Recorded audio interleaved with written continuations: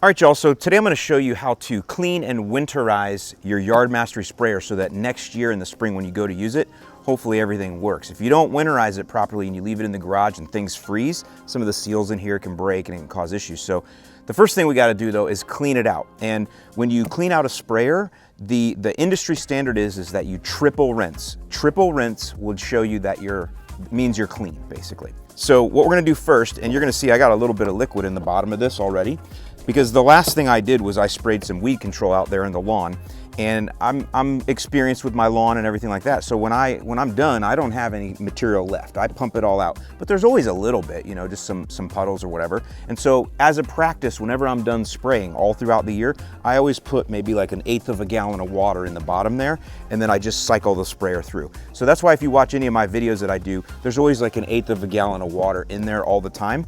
And I just do that throughout the season. So that's what that little bit in the bottom is there, is that's just after my last application of weed control, I put that little bit of water in there and then cycled things through. And by the way, when I talk about cycling things through, what I mean is I'm taking my sprayer and turning it on and just cycling it through like this.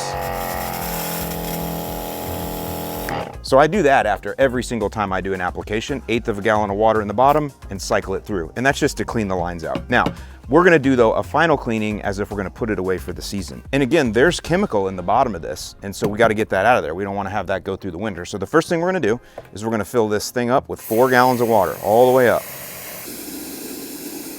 Okay, now, I'm not full to 4 gallons yet. Just before you get to the top, get a little bit of Dawn dish soap, and this is gonna just clean all the lines out and just put in about that much. You don't have to measure anything, it's just a little squirt, right?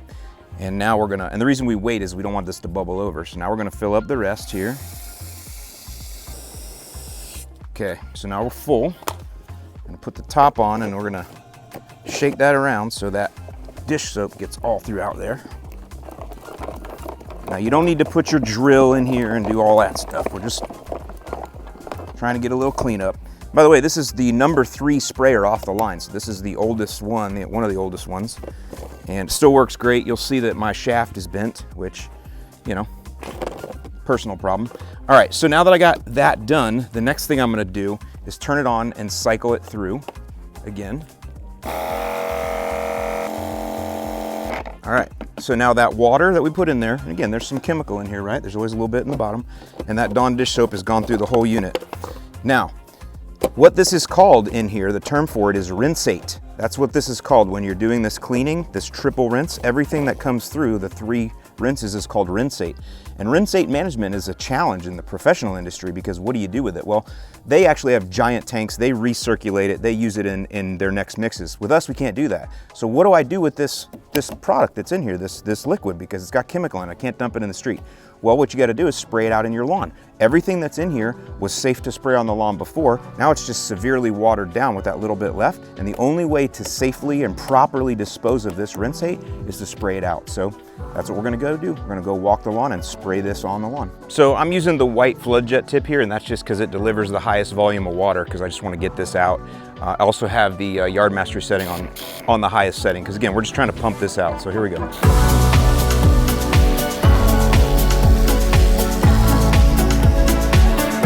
All right, so you've now disposed of your first tank of rinsate and you've done that in a proper way. Now we're just gonna fill back up with water. Now we're done with our dish soap now. We're just gonna do this twice more and it's just gonna be straight clean water. So we're gonna fill this all the way up to 4 gallons with just water. And one note, you never wanna take your hose and drop it all the way down in there. You always wanna keep it separated from the mix. Just so, number one, you don't get stuff on your nozzle and things like that, but also even though you have backflow preventers on, you never know. You don't want anything to back up into your house system. Probably not likely that would happen, but that's a best practice, again, to not submerge your hose down into the tank. So, okay, you're definitely gonna get your steps in with this because here we go. We're gonna go and walk the lawn again and properly dispose of this rinsate.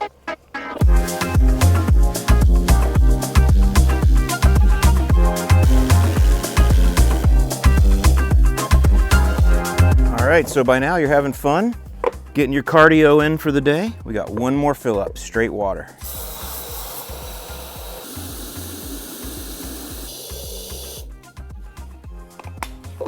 Okay, here we go.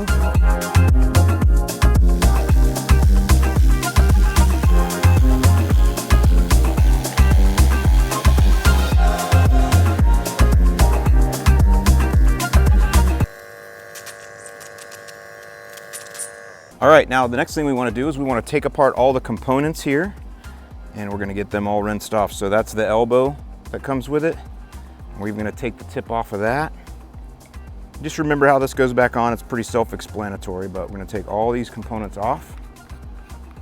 And there's even a washer in there. So just make sure you save all that, but keep everything off like that. Unscrew the wand here. And here. There is a washer in there, so make sure you get that out. All right, next thing, I'm just gonna take a damp cloth and just hand wipe everything. If you do see any buildup anywhere, obviously that can happen. You wanna clean that out. But really we're just trying to clean out all the threads and stuff like that and all these components. And once they're dry, you gotta have somewhere to put them, so make sure you don't forget that. I got a little, all my sprayer stuff's in here.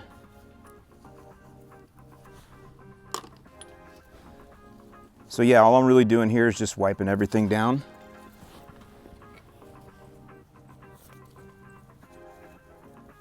And that's pretty much it for that. Now what you want to do is tip this upside down and let it drain out.